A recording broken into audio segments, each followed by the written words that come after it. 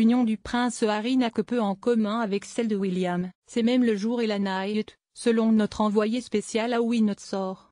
À Windsor, la douce chaleur printanière est entrecoupée d'une légère brise le soir venu, comme pour balayer les mauvaises ondes. Quelques drapeaux britanniques flottent dans les rues de cette charmante bourgade. Les touristes se selfient devant l'entrée du château. Les mugs, posters, sacs en toile, écharpes, et les t-shirts à l'effigie de Harry et Meghan s'écoulent à un rythme soutenu. Tout est normal, en apparence, sauf que l'union du deuxième fils de Diana et Charles n'a que peu en commun avec celle de William. C'est même le jour et la night. Autant le mariage en 2011 de l'héritier était réglé au millimètre, autant celui-ci, moins important, semble improvisé, mal ficelé. Il se dit qu'Harry le têtu aurait activement participé à son élaboration, comme si le numéro 6 dans l'ordre de succession au trône britannique avait voulu signifier, à la manière de Patrick McGowan dans Le Prisonnier, « Je ne suis pas un numéro, je suis un homme libre ».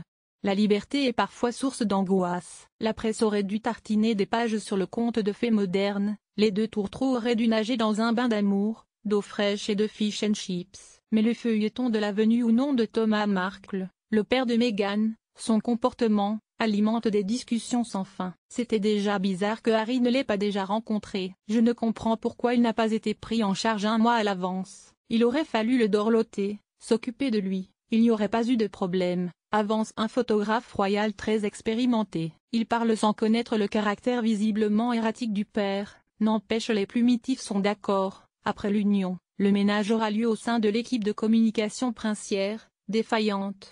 Tout semble géré à l'avenant, dans l'attente fébrile des révélations de TMZ, le site internet de ragot que Thomas Markle a choisi pour s'exprimer. Le palace n'anticipe pas les problèmes. La mère de Meghan n'a atterri à Londres que 3 petits jours avant la cérémonie heureusement. Le neveu vendeur de cannabis et sa mère, l'ex-belle-sœur de Meghan, des gens qu'elle ignore depuis une dizaine d'années, seront privés de parole. Cette huche d'Amérique avait eu billet d'avion et frais d'hôtel à Londres offerts par la chaîne de télévision anglaise ITV afin qu'ils commentent le mariage en direct. Les voir débarquer à Heathrow le chariot empli de valises a réjoui les mauvaises langues. La chaîne les a finalement décommandés. Un judicieux coup de fil du palace aurait-il aidé?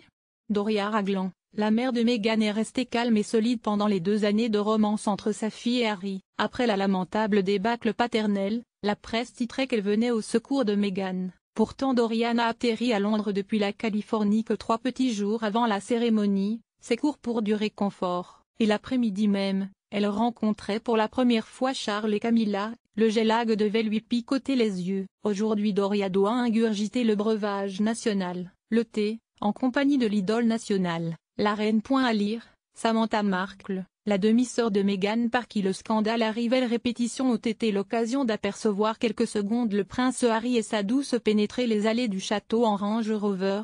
Elle souriait, lui moins. Les deux rejoignaient les principaux acteurs du feuilleton, Elisabeth II, Charles et Camilla, William, afin que chacun sache où se placer le jour J. De surprenants ajustements de dernière minute ont été annoncés, comme pour le mariage d'un vulgaire bourgeois, modification du trajet de la calèche, parade des mariés sur le Long Walk, l'immense route qui mène au château, raccourci de 45 à 20 minutes. Les chevaux vont filer au trot, or c'est le seul moment où le peuple pourra les voir. Quelle décision étrange, peste un reporter.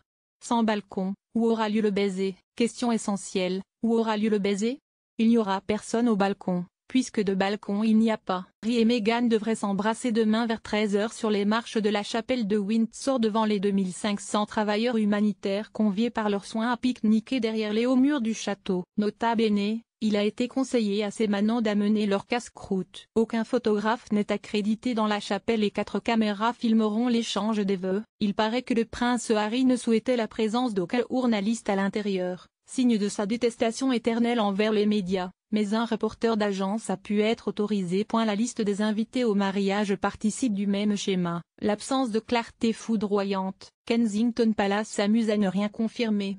On ignore si les Spice Girls au complet chanteront le soir. Seules 3 d'entre elles auraient reçu le carton. Et Harry n'a pas peur de froisser les amis. Il a rejeté ses cousins Windsor. Les enfants du duc et de la duchesse de Kent et invité personnellement la bannie Sarah Ferguson. Il n'a pas poussé le vice jusqu'à la convier aux agas du dîner à la Frogmore House, parmi les 200 privilégiés sélectionnés avec l'aide du prince Charles. La roue s'en serait agacée.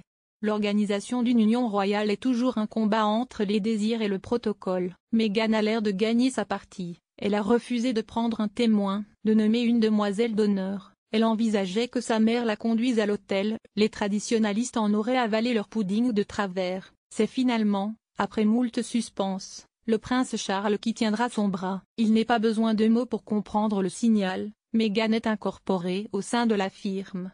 De quoi museler les critiques, pour un temps. Découvrez notre grand dossier sur le mariage du prince Harry et de Meghan Markle. Toute reproduction interdite.